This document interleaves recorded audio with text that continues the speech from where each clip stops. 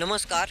हवामान अंदाजे यूट्यूब चॅनलवरती मी आशिषराव तुम्हा सर्वांची पुन्हा एकदा स्वागत करतो. राज्यामध्ये पुन्हा मोठ्या पावसाचे वातावरण तयार झालेले आहे. काही ठिकाणी काल खूप जोरदार पाऊस झालेला आहे. मुसळधार स्वरूपाचा पाऊस आपल्याला रात्री देखील पाहायला मिळालेला आहे.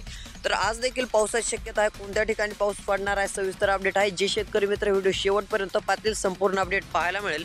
त्यापूर्वी चॅनलवर नवीन असाल तर सबस्क्राईब करा. खूप सारे जण व्हिडिओ पाहतात परंतु सबस्क्राईब करत नाहीत. सबस्क्राईब केलं की रोजची रोज हवामान अंदाज याच चॅनलवरती पाहायला मिळत असतो. तर आता पाहायला गेलं तर एकंदरीत आज विदर्भामध्ये पावसाळी वातावरण राहणार आहे. त्यातली त्यात जर पाहायला गेलं तर आपल्याला अमरावतीच्या तुरळक भागात देखील पाऊस पाहायला मिळू शकतो. असं नाही की अमरावतीमध्ये सगळीकडेच पाऊस होईल. तसेच जर पाहायला गेलं तर इकडे गोंदियाकडे देखील पावसाची शक्यता आहे. तसेच आपल्याला मराठवाड्याकडे हे वातावरण सरकताना दिसत आहे. मराठवाड्यात देखील पाऊस राहणार आहे. पश्चिम महाराष्ट्रात देखील आपल्याला पाऊस पाहायला मिळणार आहे. तसेच पाहायला गेलं तर इकडे पाहू शकता पेठ लातूरचा भाग आहे, उदगीरचा अहमदपूरचा भाग आहे. तसेच देगलूरच्या भागामध्ये मध्यम ते एका दुसऱ्या ठिकाणी जोरदार पाऊस पाहायला मिळू शकतो. तसेच इकडे आलडा उमरगाचा भाग तुळजापूरच्या भागामध्ये देखील मध्यम ते एका दुसऱ्या ठिकाणी जोरदार पाऊस आपल्याला पाहायला मिळणार आहे.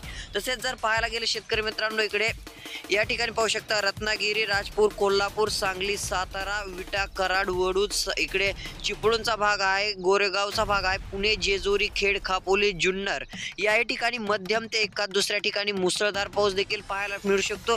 तसेच अहिल्यादेवीनगरच्या भागामध्ये देखील पावसाळी वातावरण राहणार आहे. बीड माजलगावचा साईड आहे, कीचच्या साईडकडे पाऊस राहणार आहे. तसेच पेठच्या बाजूला देखील पाऊस राहणार आहे. इकडे नाशिक इगतपुरीच्या भागात, मनमाडच्या भागात मध्यम ते एका दुसऱ्या ठिकाणी जोरदार पाऊस आपल्याला पाहायला मिळू शकतो.